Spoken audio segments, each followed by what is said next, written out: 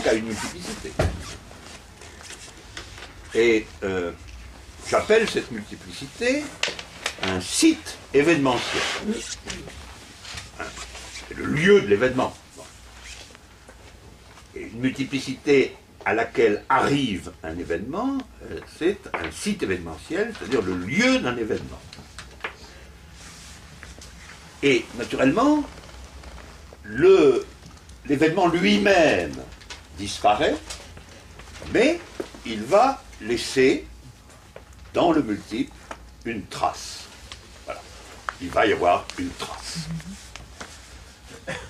Et il est plus juste de dire que l'origine d'une vérité, c'est la trace d'un événement, que de dire que l'origine d'une vérité, c'est l'événement lui-même, puisque l'événement lui-même, finalement, c'est une disparition. Donc, il faut plutôt voir ça comme un éclair qui frappe. L'éclair lui-même a disparu, mais il y a une brûlure. Il y a dans le monde une brûlure. Et cette brûlure est un supplément. Elle n'était pas là. Et maintenant, elle est là, et donc vous avez une trace. Et une vérité, c'est au fond l'ensemble des conséquences multiples de cette trace.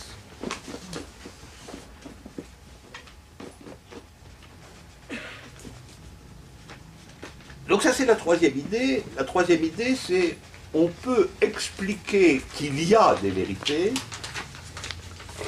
non pas à partir directement de l'être, mais à partir de la trace dans l'être, c'est-à-dire dans un multiple, toujours, de ce qui lui est arrivé dans la forme d'un événement.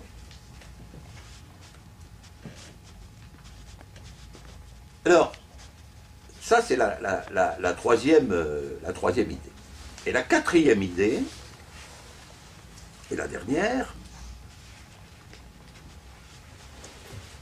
c'est que, puisqu'une vérité se construit, si je puis dire, dans un multiple, à partir d'une trace, une vérité est un processus. Ah, ça, c'est très important. Pour moi, une vérité, ce n'est pas un jugement. Ce n'est pas un jugement. Nous ne sommes pas dans la théorie classique de la vérité comme jugement qui correspond au réel, proposition qui est adéquate au réel. Nous ne sommes pas dans une théorie de la vérité comme adéquation. Adéquation de la pensée et du réel, etc. Non. Nous sommes dans l'idée de la vérité comme processus qui développe, qui construit les conséquences d'une trace d'événement. Peut-être l'exemple le plus simple, pour en donner un de temps en temps quand même, l'exemple le plus simple est l'exemple de la vérité amoureuse, que tout le monde connaît au moins, plus ou moins. Alors là on dira, l'éclair, c'est une rencontre. C'est-à-dire quelque chose d'absolument contingent et non calculable, non prévisible. C'est-à-dire, l'origine absolue, c'est que vous rencontrez quelqu'un. Il y a une trace quelque part. S'il n'y avait pas de trace, il n'y aurait pas de rencontre. Ce serait un oubli, il n'y aurait aucune marque, il n'y aurait rien. Ça serait effacé. Et l'amour, proprement dit, c'est évidemment le processus des conséquences de la trace. C'est pas évident. C'est-à-dire de ce qui va se déployer, se déplier à partir de cette trace.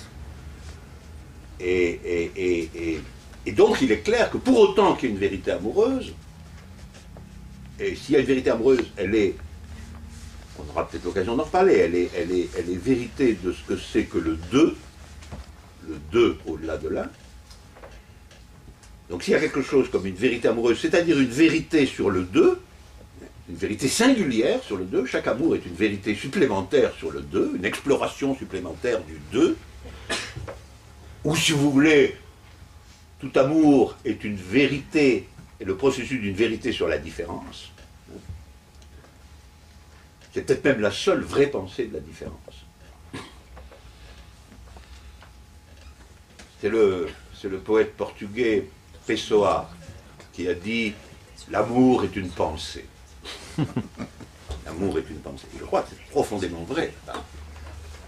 En comprenant qu'une pensée, c'est toujours une expérience. Et l'amour est une pensée. S'il est une pensée, il est en réalité une pensée de la différence. C'est-à-dire la production d'une vérité sur la différence. Alors vous voyez bien que ce qu'on va appeler amour, un amour, c'est le processus de construction d'une vérité singulière sur la différence. Je ne dis pas la différence des sexes, hein, parce qu'il peut y avoir un amour homosexué. Hein. Donc c'est un amour sur le deux, donc sur la différence, en tant que telle, si je peux dire. Elle peut être aussi la différence des sexes. Elle peut aussi être la différence des âges, la différence des nationalités, la différence des cultures, la différence de tout ce que vous voulez. Et de toute façon, elle est l'expérience de la différence, et ça va être la construction d'une pensée de cette différence, d'une vérité de cette différence, à partir, évidemment, de la trace de l'événement à la fois apparu, disparu, et finalement insaisissable, qu'est la rencontre. Parce que finalement, ce n'est que rétrospectivement qu'on pourra dire qu'il y a eu rencontre. C'est toujours pareil, puisque l'événement a disparu, c'est évidemment de l'intérieur de l'amour que vous allez dire il y a eu rencontre. Donc la trace elle-même est reconstituée à tout moment par le processus. Hein. Et c'est ça qui est la construction d'une vérité. Donc sur cet exemple très, très simple et très abstrait en même temps, on voit qu'il y a le processus d'une vérité. Donc une vérité est un processus originé dans la trace d'un événement et qui construit par étapes une vérité nouvelle. Et alors, la quatrième idée fondamentale, c'est la suivante, c'est que le processus d'une vérité constitue un sujet. Le processus d'une vérité, le processus qui organise la vérité, est aussi et en même temps la constitution d'un sujet. Voilà, donc sujet ici est toujours le sujet du processus d'une vérité. Et donc, il y a autant de sujets que de processus. Donc on pourra dire, là, la thèse, il y a des sujets, qui est au fond une thèse dépendante de la thèse, il y a des vérités. Pour autant qu'il y a des vérités, il y a des sujets. Voilà. Donc, finalement, les quatre idées que l'on trouve, les quatre idées fondamentales de l'être et l'événement, je les reprends. L'être est pure multiplicité. Il est déployé à travers les concepts de vide, de multiplicité et d'infini. Et en définitive, la pensée pure de l'être, c'est la mathématique. Première.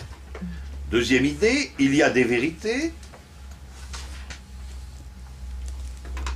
Il n'y a pas une vérité, ni les vérités, c'est-à-dire il n'y a ni un, ni tout. Il y a des vérités qui ne sont pas déductibles de la structure de l'être. Troisièmement, la source d'une vérité est la trace d'un événement.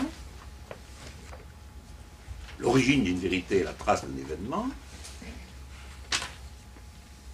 Et